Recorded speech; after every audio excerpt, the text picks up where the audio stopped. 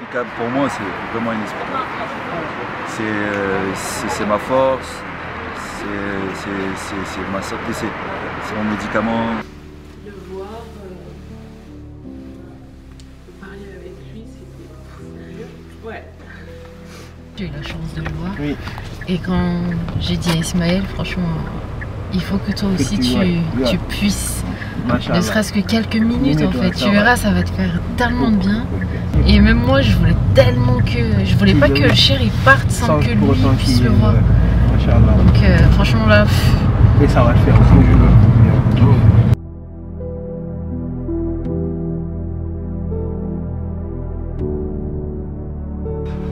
Ça va le Ismaël. Ça va? Oh, tu vois. Heureusement que tu as eu le temps de le voir et de lui parler.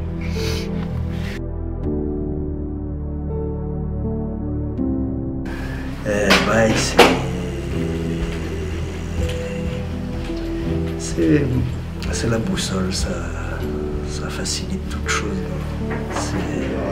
C'est la plus belle chose que j'ai connue dans ma vie, qu'on me présente et qu'on me parle de Baye. Voilà. jërëjëf Baye Niass mais jërëjëf Baye Cheikh Mamour Ansarou Laye ibn Mariam.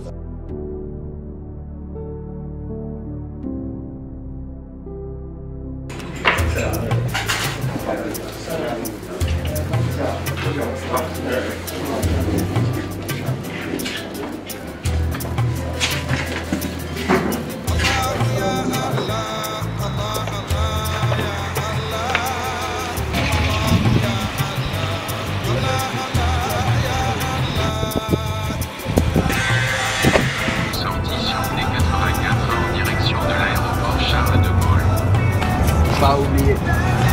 Voilà, c'est un honneur d'avoir à partager avec Baye Cheikh Mamour Issa Diop un seul et même avion.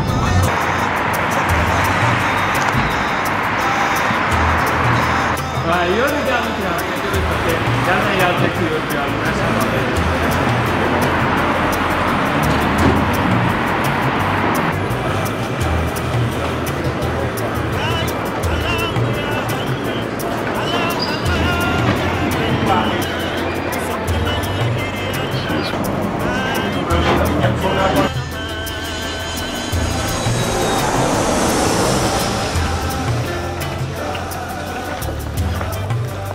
Vol France 7369 à destination de Paris-Charles de Gaulle est prêt pour embarquement porte B02.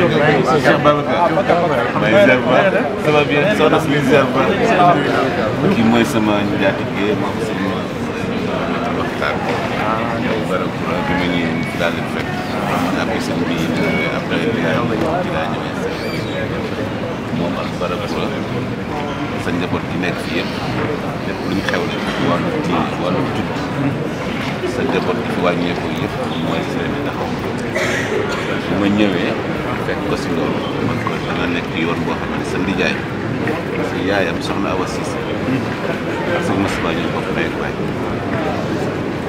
yaay papaam moo nekk imam Lamine Diouf imam rat ci kër Tiwaawan moom mu nekk si lii woon depuis plus de 30 ans wala lépp lu xew këram moom moo ko sa njaboot gi nekk fii yëpp daal jàppal ni njaboot sëñ Moustapha moo leen yore man ko nag li nga nekk nii dama la ciy gën a confirmer ndax man xam naa sa nijaay ni mel ak yow waaw te seen diggante lépp sama kanam la sëñ bi xam naa kii akay la woon rek dama doon leer pour mbooloo bi pour ñu mën a xam loolu ñu xam ne du hasard bismillah Cheikh Ibrahim bu Belgique. Cheikh Ibrahim aussi de Lyon.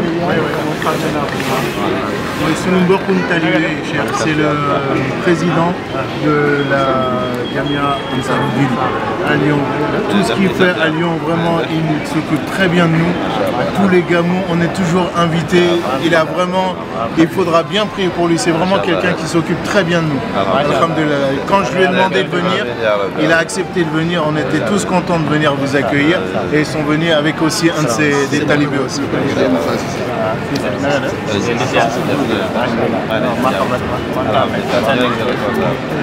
Il y a aussi la femme de Mambaï qui est venue nous accueillir avec les enfants. Il y a aussi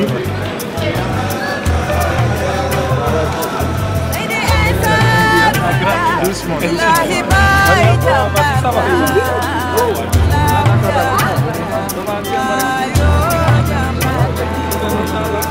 Ces deux enfants, Maïlia et Elage aussi.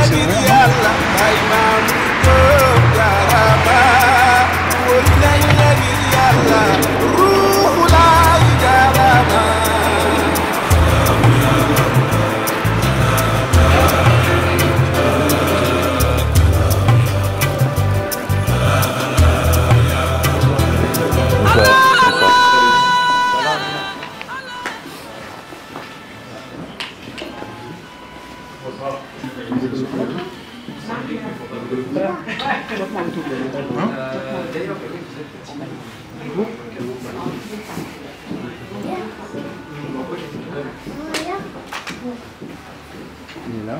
Salam alaikum. Ça aussi c'est un de nos amis. Depuis longtemps, il travaille aussi dans la sécurité. C'était le chef de Mumbai quand on était dans la responsabilité à Carrefour. Donc, il a toujours été aussi d'une grande utilité de nous. C'est quelqu'un de très disponible et qui nous accompagne à chaque fois.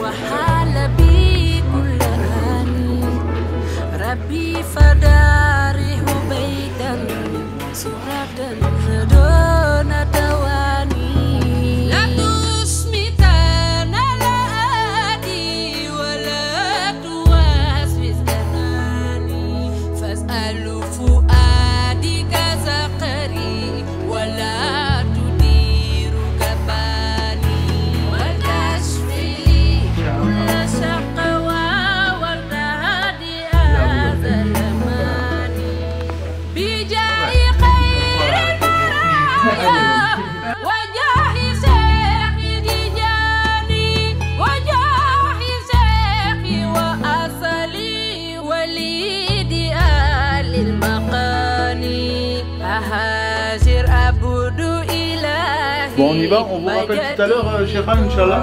Allez, salam alaikum.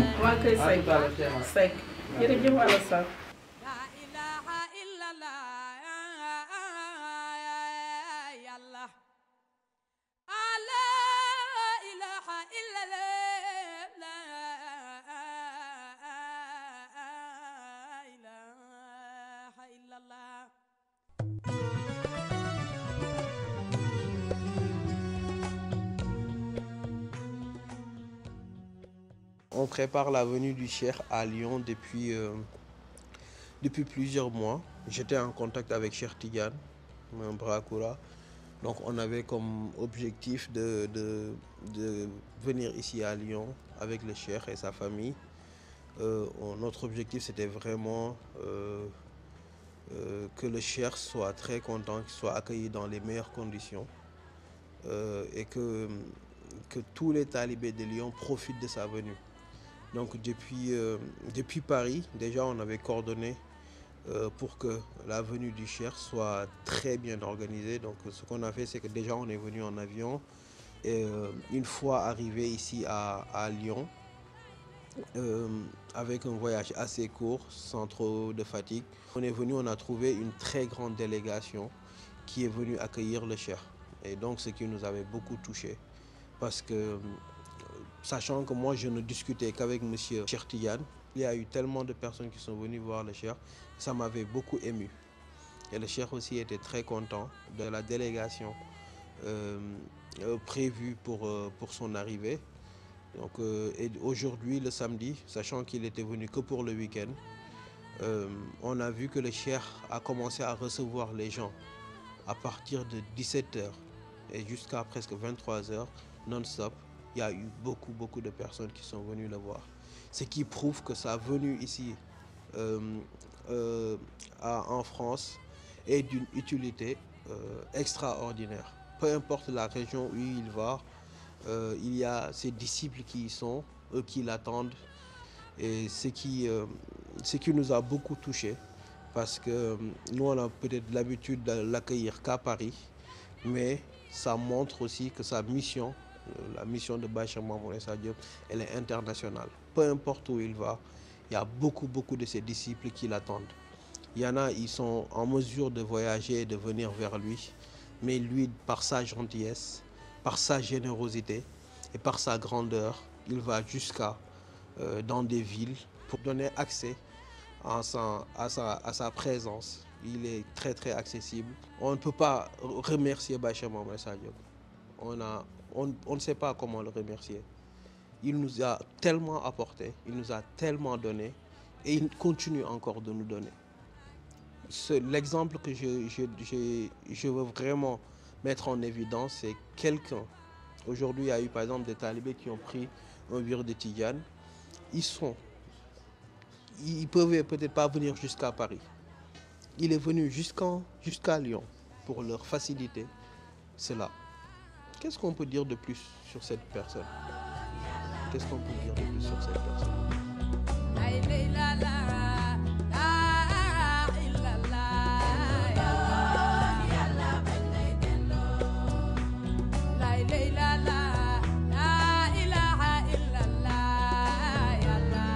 alhamdulillah, ñi ngi sant yàlla bu baax. waaw di julli ci Yonent bi sallallahu alayhi wa sallam. waaw di sant suñu sëriñ bu baax Baye Cheikh Mamour Insa Diop. di ko ndokkeel tamit ci ñëwam bi nga xam ne jóge na Paris ñëw Lyon seet ci ay taalibeem macha allah mu nekk cadeau bu rëy bu ñu defal ñun taalibe Cheikh Mamour yu nekk Lyon. ndax demoon nañ Paris ci ziara bi ziara sëriñ bi waaye sëriñ bi ne ñu cadeau bi des na mu ñëw Lyon seet ci taalibe yi ñaanal leen gunge leen. am na sax tey ñu mu jox wér Tijaan macha allah mi ngi yaatal xadara bi ñi ngi sant yàlla ci lool bu baax di ko wax jërëjëfee Baye Cheikh Mamour Insa Diop ruhullaahi macha allah.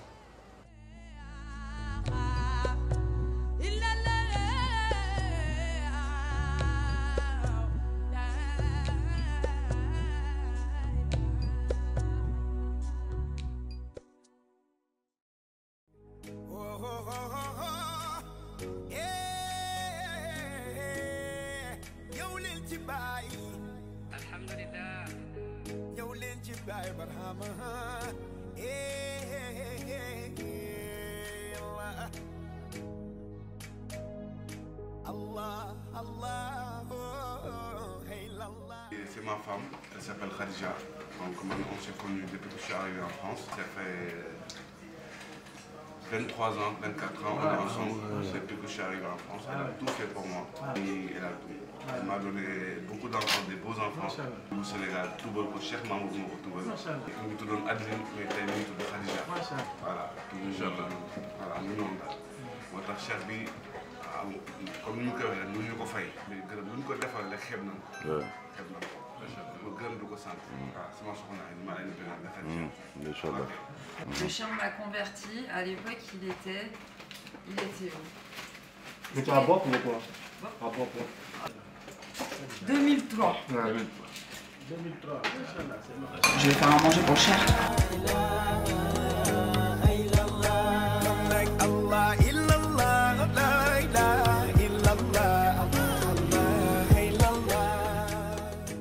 Ça va, vous allez bien? Attendez. Oui, oui, ça va.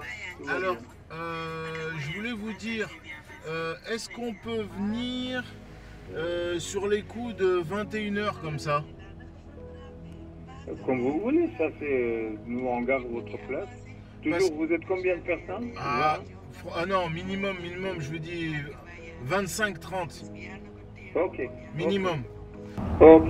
Ok. Allez, salam alaikum. Merci, monsieur Mohamed. Salam. Allez, à tout à l'heure, Inch'Allah. À tout à l'heure.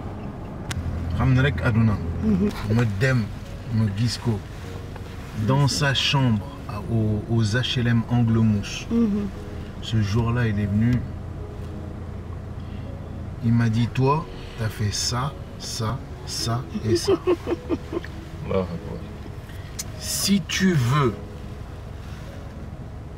que ta vie se passe bien, jure-moi que tout ce que tu as fait, tu ne vas plus le refaire. Dès que j'ai dit, je jure que je ne vais plus jamais faire ça. Je suis revenu au Sénégal, c'est là où on a commencé à se connaître. Ma mère, elle était tellement accrochée à moi, elle était tellement souciante de ma... elle était tellement inquiète de mon avenir. Et quand elle a connu une chère, vous savez, parce qu'avant ma mère elle était en Côte d'Ivoire, et quand elle était en Côte d'Ivoire, il y avait des problèmes, elle avait des problèmes avec le climat. Il faisait trop chaud, donc elle ne pouvait pas rester en Côte d'Ivoire. Je lui ai dit, maman, viens à Dakar, je suis à Dakar maintenant, viens à Dakar, viens, je vais prendre une maison. C'est là où j'ai pris une maison. J'ai pris une maison, on était à la Cypresse. Et c'est là où elle a commencé à connaître le cher. Elle a commencé à parler avec le cher. Et elle lui a dit, cher Mamour, je sais que vous avez beaucoup d'impact sur mon fils. Mais est-ce que vous pensez que sa vie, ça va aller? Le cher, il lui a dit, vous inquiétez pas, tant qu'il sera avec moi, sa vie, ça ira. Parce qu'avant, c'était pas comme ça. On prenait le cher, on allait en ville, on allait au restaurant, on pouvait sortir. Et c'est là, la maman, elle a vraiment connu le cher. Et après, mon moutarbi ou ça, j'étais même pas au courant. Un jour, ça va, tu vas bien? Je dis, oui, ça va, maman. Elle me dit, aujourd'hui, ça va, je suis toute jeune. Je dis, tu me dis quoi? Elle me dit, oui, aujourd'hui, je suis toute jeune. J'ai dit, qu'est-ce qu'il y a? Elle me dit, ça y est, alhamdoulilah. J'ai dit, qu'est-ce qu'il y a, alhamdoulilah? Elle me dit, ça y est. Le cher, j'ai vu le cher, il a accepté. Je connais Dieu maintenant. J'ai dit, alhamdoulilah, rabbil alamin. Cher Momo Mbole ni avec Papa Dignas. Papa Dignas, je me rappelais toujours le cher, dès que souvent parce qu'il allait faire ses examens. Et il était souvent à l'hôpital principal. Un jour, cher Midof Mowo, nous on était au port, et le cher il m'a dit, fais tout pour aller voir Serigne Hadi. Il a eu une opération, on va le voir, Barki Pagnas. Serigne Hadi venait juste de sortir du bloc, c'est-à-dire il n'avait même pas ouvert les yeux. Je suis arrivé dans la chambre, il m'a dit, c'est mon talibé français Bignon. Dessan, Il m'a dit, Neka Cherbi, ça va, il va bien. Je dis oui, et vous, ça va. Et on a toujours gardé cette...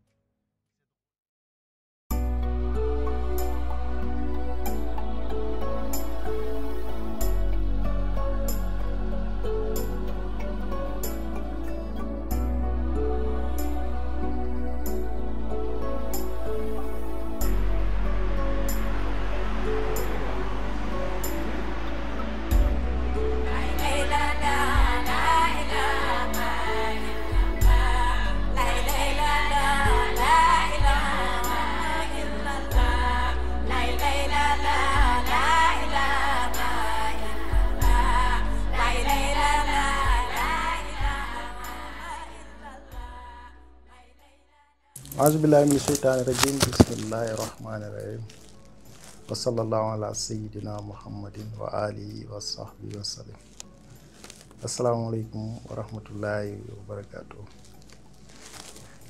ñu ngi fii ci Lyon ànd ak Cheikh Mamour Insa Rohou Laye ak délégation bu mag boo xam ne ñoo ko accompagner ginnaaw bi ñu jógee Paris ci ziyaara bi waa Lyon sàkk woon nag ñu teew fi ñu fekk fi ay taalibe yu dëggu waaw ñoo xam ne liñ fi gis daal vraiment nuuru diin la maanaam leeru diine lislaam nuuru tarixa bi la leeru tarixa Cheikh Ahmed Tidiane ak nuuru faydu ki nga xam ne nag moo sabab loolu yëpp nga xam ne ci yitteem ci dëggoom ci jox àddunaam yëpp yàlla ci ñàkk a noppaloom ndax ñëpp xam nañ ne ñu jógee États-Unis yàggul ñu jógee Gàmmu Medina Baye yàggul waaye itam ay activité Sénégal yaatu na lool nag ci lañ yegg si fii ci Lyon am mbégte nag lool ci taxawaay bi nga xam ne taalibe yi def nañ ko muy taxawaay bu rafet waaw taxawaay bu dëggu taxawaay bu ñu neex tam ndax doonte ay français lañ waaye jeexitalu diine dafa feeñ ci ñoom ndax maa ngi koy wax sànq tàndarma bi ñu indi may ñu ki ñu ko jox moom ñu naan ci jumaa ji laa ko jëndee algérien ñoo koy jaay démb ñoo ngi woon ci leneen waaye tey da ngay gis ne seen lépp lislaam la jumaa la jàkka la te loolu mooy lislaam loolu mooy liggéeyal yàlla Cheikh Mamour Insa ci loolu la nekk ñëpp war nañ ko jàppale ci loolu ndax su yaatoo rek Cheikh Ibrahim dina am ndam ci àdduna bi yëpp te loolu lañ bëgg waaye su amee ndam rek lislaam moo am ndam waaw ñu am mbégte lool nag ànd ak moom ci liggéey bi di ñaan yàlla yàggal ko fi te wéral ko waaye itam defal ko bépp kilifa diine waaw tukki bi daal tukki tawféex la tukki teraanga la xeetu teraanga yëpp tam defal nañu ko fii vraiment dara manqué wuñu ñu ngi am mbégte daal bu baax di sant yàlla bu baax di wax allahumma salli ala sayyidina Baay samp na dara jàngal nay ndongo wan leen yàlla Baay taalif na téere tabax na juma bënn teen Baay defar nga góor defar nga jigéen jaarama ñas Baay benn ci man yaa ma defar man lay delloo njukkal lay lay la la yaay la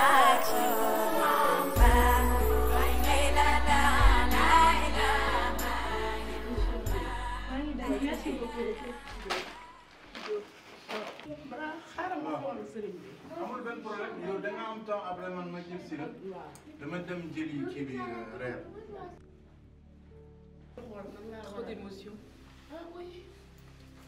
Et j'ai même pas contrôlé quoi. C'est venu tout seul. Le voir, parler avec lui, c'était dur. Ouais. Ça avait tout le temps cette émotion. Ah oui, non, mais ça fait tellement du bien qu'il faut que ça craque. Voilà. Fi ngay tàggoo. Tàggoo benn yoon. Fi nga nar a tàggoo. Waaw. Kon doo wàccaat kër ga. Non, doo wàccaat kër ga. Kon da nga fay jógee jubal directement dem. Waaw. Eh bah dis donc. Ah loolu moom nar na doy waar. Loolu moom. Des na dem ko.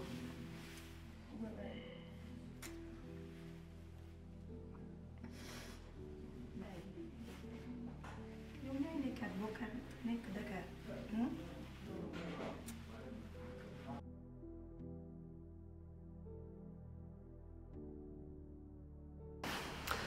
Ok, donc moi, comment j'ai connu Baye, comment j'ai connu le Cher, c'était par rapport à Brakoura et mon Baye que j'ai connu quand j'étais jeune, j'avais 12 ans ou 13 ans comme ça. Ils m'ont parlé de l'islam un petit peu au début, comme ça. Et puis un jour j'ai commencé, la foi est arrivée. Et j'ai pas voulu me convertir tout de suite parce que comme on m'avait parlé du Cher, je voulais que ce soit le Cher qui me convertisse. Je voulais attendre que même si ma foi avait commencé, je voulais attendre que ce soit le Cher qui me convertisse. Et ça a peut-être commencé en 2006-2007 et j'ai attendu qu'il vienne en Europe en 2010. Et il est venu à Bruxelles chez Issa. Et je me suis allé là-bas directement. Et je pense que le lendemain où il est arrivé, il m'a converti à l'islam. Et après, je suis allé à Dakar en 2011. Et c'est là où j'ai pris mon tarbiya parce que c'était quelque chose aussi dont on m'avait parlé et je voulais comprendre. Il s'est passé que 3 jours après que j'arrive, je suis allé voir le Cher et lui devait voyager le lendemain. Du coup, il m'a donné mon tarbiya et le lendemain matin, j'ai commencé et à 16h, j'avais fini, j'ai connaissé Dieu. Ouais.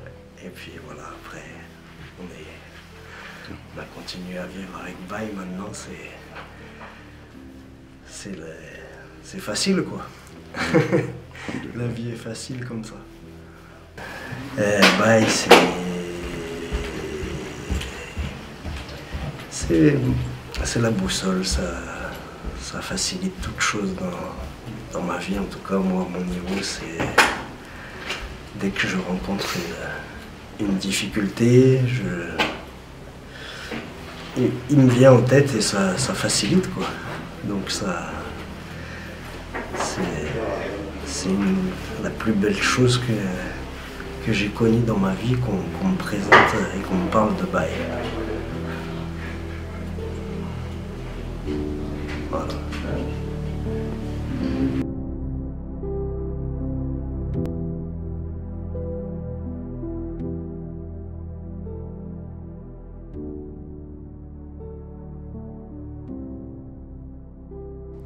man ba may xam Cheikh bi boobu tubaguma defaguma dara boobu maa ngi xam Cheikh bi bu mu dëkkee HLM sama benn xarit ndeysaan bu tudd Lampion ñu koy woowee Pape Xaali Ndiaye doomu Aminata Mbengue Ndiaye moom laa toogal ni un jour rek mu ñëw seet si ñu foofu ñu ngi dëkk Cyprès mu ñëw ne ma ne ko man dama bëggoon dem tuubi quoi mu ne ma nañ dem si laay dem Cheikh bi tuubal ma xamal ma yàlla dugal ma si diine bi di ko sant bu baax a baax.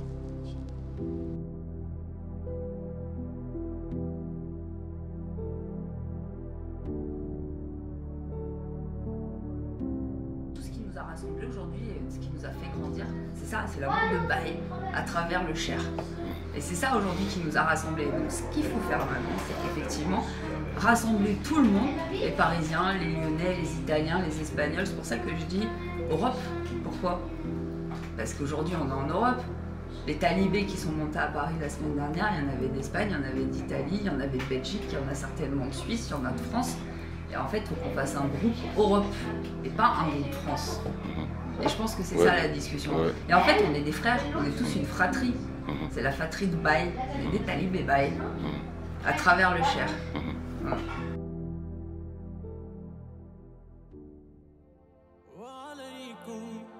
من كل خلق سلام ضيف خلق إلهي طول الليالي ثم ليلا الإسراء فيه ترقى ببراق فهذا أسوأ الوصال ثم ليلا الإسراء فيه ترقى ببراق باق فهذا الوصال وادل في شأني دنا فتدلى ليس قرب المكان فاق مقالي مستحيل بالله أين وكيف وزمان C'est inexplicable pour moi, c'est vraiment inexplicable. C'est ma force, c'est ma santé, c'est mon médicament. Rien que le fait de l'avoir vu, j'étais vraiment pas bien du tout. J'étais vraiment mal, vraiment tout bas. Et là, rien que le fait de l'avoir revu, c'est inexplicable. En fait, il a donné toutes les réponses auxquelles je me posais, sans avoir dit un mot. Non, mais c'est pour ça que hier soir, quand moi je l'ai vu, j'ai eu la chance de le voir. Oui. Et quand j'ai dit à Ismaël, franchement, il faut que toi aussi tu puisses, ne serait-ce que quelques minutes en fait. Tu verras, ça va te faire tellement de bien. Et il s'en est voulu depuis hier soir. Hein. Oui, j'imagine. Et même moi, je voulais tellement que. Je voulais pas que le cher il parte sans que lui puisse le voir. Donc franchement là. Et ça va se faire.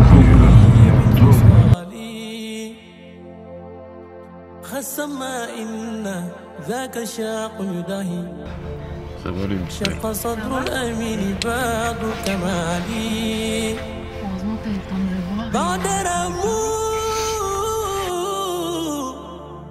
أن يملك البدر فيهم حين خافوا من أمر المتعالي ثم يدعو له بخيرات أزواج وخير الدور والأموال ثم يدعو 11 ans. Ah ouais. 11 ans que. Ouais.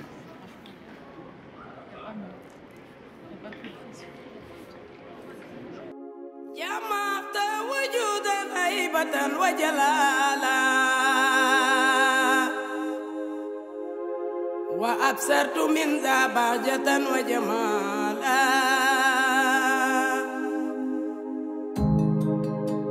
جمالك أنس هيبة ومحبتنا وأنت أتام المرسلين كما On a vraiment été ravis de vous accueillir. Ça a été un honneur pour nous de vous accueillir. Merci beaucoup. Alhamdulillah, on vous remercie, toute la famille toute la famille Diop. On vous remercie d'avoir fait ce déplacement uniquement pour venir nous voir. Alhamdulillah. Et que Dieu nous donne tous longue vie et qui nous donne tous la possibilité de se revoir tout le temps dans de bonnes conditions et le plus longtemps possible, Inch'Allah. Que Dieu vous donne longue vie, que Dieu vous donne tout ce que vous en avez besoin, que Dieu vous le donne. Amen. Inch'Allah. Et que vos pas soient les pas du prophète Mohammed sallallahu alayhi wa sallam, avec la puissance de Cheikh Ahmed Tidiane Chérif radiallahu anhu, et avec la baraka et la dimmensité de Cheikh Ibrahim radiallahu anhu. Que vous travaillez uniquement, tout le monde sait que Cheikh Mamour Insa travaille pour Baye. Tous ses déplacements sont pour Baye. Toute sa vie est Baye. Et Alhamdulillah Rabbil Alamin, on peut le distinguer même dans sa famille. Tous ses frères et sœurs ne font pas de distinction. Tout le monde dit qu'Imam Serigne. Alhamdulillah Rabbil Alamin. Et on vous remercie de votre disponibilité. Et aussi nous remercions Cheikh Ababakar Diop avec Cheikha et aussi Cheikh Saher. Toute là aussi Jamia de Paris qui est venue ici pour nous accompagner. Vous nous avez tous fait honneur. Nous vous remercions, Cheikh. Nous vous souhaitons longue vie, un bon retour Dakar et qu'on se revoie toujours dans de bonnes conditions. Inch'Allah. Merci beaucoup à vous également. Content de notre rock. Et Dieu vous récompense. Amin, ya Rabbi, amin. Amin. Aussi, nous sommes vraiment très contents. Nous avons été très bien accueillis. Alhamdulillah. Vraiment, vous êtes bien occupés de nous. Alhamdulillah. Vraiment, nous sommes très contents. Nous demandons à Dieu pour qu'il vous accorde la longévité. Amin, ya Rabbi, amin. Dieu vous accompagne dans toutes vos activités. Dieu fasse de votre vie une vie pleine de grâce plein de bénédictions, plein de baraka. J'ai Rasulullah sallallahu alayhi wa sallam. Nous accorde une bonne santé. Amin ya Rabbi, amin. Réussite dans toutes vos activités. Amin ya Rabbi, amin. J'ai Rasulullah sallallahu alayhi wa sallam. Préserve votre foi.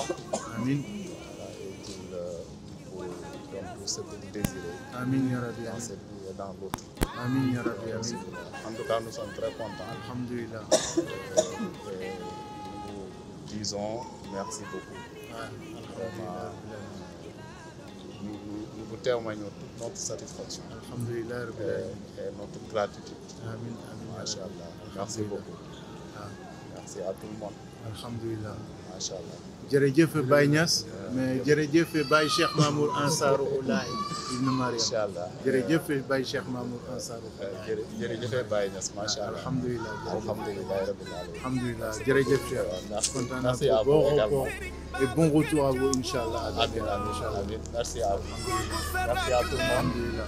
À la prochaine. Inch'Allah. Mama Cheikh Aïda sama yaay ji kooku sa mag la waaye ay sëriñam Fatim Diop kooku sa rakk la waaye ay sëriñam Ndey Fatou Diop Ndey Fatou Diop Ndey Fatou Diop Allez-y, Ismaël, vas-y.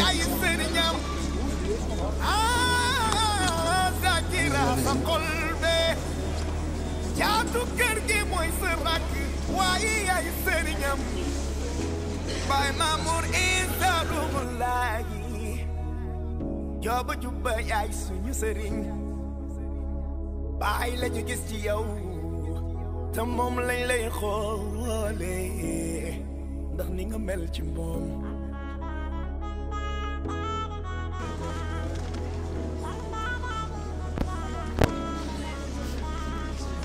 Baay Mamour Isa Ruhulaahi képp ko yar soo ko xoolee xamee ko sama